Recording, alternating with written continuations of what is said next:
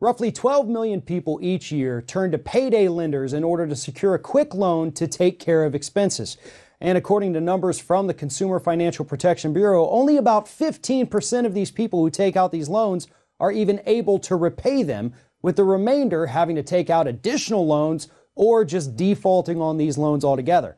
Several years ago, the Obama administration wanted to put the brakes on this debt cycle that payday lenders were creating. But thanks to the new leadership in D.C., payday lenders might once again be able to capture millions of consumers in an endless cycle of debts, loans, and defaults. Joining me now to discuss a new set of rules for the payday lending industry is Bartlett Naylor, financial policy analyst with Public Citizen. Bart, thank you very much for joining me today. Thank you. Thank you for having me. So could you start by just kind of telling us about this new rule, which is actually just the repealing of a previous rule from the Obama administration? What's going on here with the payday lending rules? As you accurately summarized at the outset, the Obama administration had put in a rule after 5 years of study to try to bring some reform to this pernicious industry, this industry that traps citizens into a cycle of debt and charges outrageous amounts, $8 billion a year in fees and interest for these 12 million people. The rule was going to be pretty simple, namely that the lender has to do a little bit of research to find out if the borrower can actually repay. Well, that amount of effort does two bad things for the industry. It means that they have to spend a little bit of time and money trying to see if that borrower can repay. And it reduces the amount of people that they can lend to. So the whole point of the business model here is to trap as many people as possible, with the good calculation that even though there will be some people who default, as you mentioned, about 20% who actually are unable to repay the entire amount that they're obliged to, 80% will not only pay that amount, but many times over. A $400 loan is going to turn into $2,000 or more in repayments. This rule had actually not gone into effect as soon as the Trump administration took over. They delayed the rule, and now last week they proposed gutting it altogether. And so, you pointed out that the Obama administration spent 5 years researching this, looking into it, making sure that whatever rule it is they came up with was based off of what was happening and what was in the best interest to the consumers. They did not just haphazardly throw this thing together and say, we're going to stick it to the payday lenders. Here's a new rule. Good luck with it. So now what's going to happen to consumers if this rule does go into effect, or if it is completely abolished here? Well, they continue to be victims of these loan sharks. And again, let's look at the context. Roughly 40% of Americans have essentially zero savings. They could not afford to pay for an unexpected car accident, for example. So to get to work, they need $400, $500 to fix their car, and 40% of us don't have that money. We just went through a 35-day government shutdown where 800,000 people missed 2 paychecks, and one of the places that they go to are these payday lenders because pretty much everybody gets one. Everybody gets a payday loan. Unfortunately, everybody has to pay these exorbitant amounts. What's going to happen is more of the same. And what's really interesting, too, to me is the fact that we do have so many people in this country, close to half of them, who cannot even afford a minor emergency.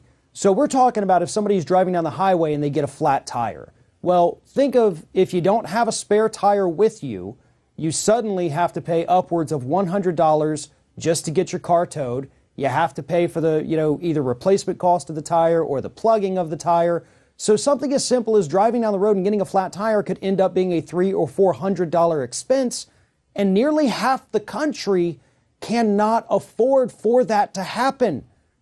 Something that simple. And of course, you're not going to go to a bank to get a $400 loan. You turn to these payday lenders. Not everybody has a credit card or wants to put that kind of thing on a credit card balance, or maybe your credit cards are maxed out, whatever it is. That's where the payday lending industry thrives. It's not the people who owe $20,000 in debt. It's the people who suddenly find themselves, struggling paycheck to paycheck with a $300 or $400 expense that they cannot afford at the time. That's why this industry flourishes. They understand how bad things are for the United States, for our citizens. with our incomes, and they found that niche and they have exploited it as much as they could. And that's essentially how their debt cycle here works, isn't it? Yes, that's right. And this is a politically connected industry.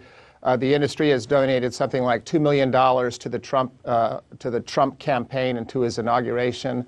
Mick Mulvaney, who crafted this deregulation effort when he was the stand-in director for the Consumer Financial Protection Bureau, received millions of dollars of campaign contributions when he was a congressperson from South Carolina.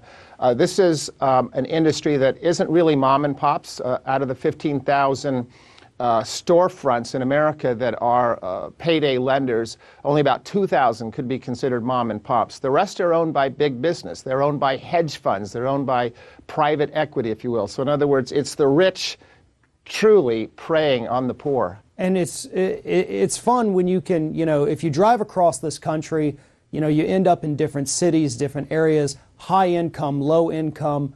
You can always tell when you're in an area where the average income is probably a little below the national average, because you start to see these payday lenders pop up. And that's what they do. It's not just that, oh, we hope poor people find us. They go out and they specifically target low-income areas here in the United States. That's part of their business model, isn't it? I mean, we know, based on the numbers, that yes, it is lower-income Americans who get targeted. It is the African-American communities where these shops tend to pop up because they're trying to trap these people into these endless debt cycles. So we know a lot about their business model, and a lot of that can be found just from driving through this country and watching these areas where every street corner is a different payday lender. And I say that, I'm thinking of a couple areas in my own city here. We know that. That's exactly what it is. This street corner has one payday lender. You go a block down the road, it's a different one. And they're doing that intentionally to put themselves in the minds of these people who may need the loans. Look at our community of advocates who are trying to bring reform to this area. And among the most conspicuous and interesting advocates are churches, especially churches that cater to black parishioners. Why is that? Well, in too many cases, these victims of these predatory lenders have already exhausted all their savings. They've sold whatever they can. They've gone to every relative and friend, and finally they go to a church, and these churches are basically funding the payday industry because that's the area of last resort. And so it is churches, religious leaders, the Baptist Church in particular, that is pressing for reform and unfortunately speaking to deaf ears at the Consumer Financial Protection Bureau under the Trump director. The CFPB really doesn't have any interest anymore in protecting consumers from any of these financial scams, do they? I mean, you may as well just drop the CF&P from the entire name, because right now this is just the Corporate Protection Bureau. That is what we've seen it morph into these last 2 years, hasn't it? That's right, and we believe they are betraying their mission. We actually, at Public Citizen, we are mindful of the law, and when it's violated, take these miscreants to court and are looking at what the legal remedies might be in this case, because the law that created this, the 2010 Dodd-Frank Wall Street Reform and Consumer Protection Act, clearly identified what the CFPB should do, and we think they're doing the exact opposite in this case. Well, Public Citizen's been one of those groups that's always been on the forefront of consumer issues. I check your website constantly to just stay up to date on everything that's going out there. So I guess in this point, Public Citizen is out there raising awareness of these issues. We know that this rule change has been proposed, has not yet gone into effect. So what can consumers do at this point to protect themselves? And is there anything we can do to actually stop this rule from coming into effect here? Well, that's a very good question. Don't have a flat tire is, I guess, the first bit of advice. Public Citizen's founder, Ralph Nader, famously wrote a book about the automobile industry called Unsafe at Any Speed. When then Harvard Law professor Elizabeth Warren conceived this in a law review paper, she paid homage to Mr. Nader, and her article is called Unsafe at Any Rate. Public Citizen, as you rightly say, has a key role in the foundation of the CFPB. This rule is outstanding. There's a 90-day comment period. Go to regulations.gov and search for it. The CFPB is taking comment for the next 90 days. Contact your member of Congress and your senator to make it clear. With the House under Democratic control, skeptical of the Trump administration, there will be hearings where this will certainly come about, will be a subject.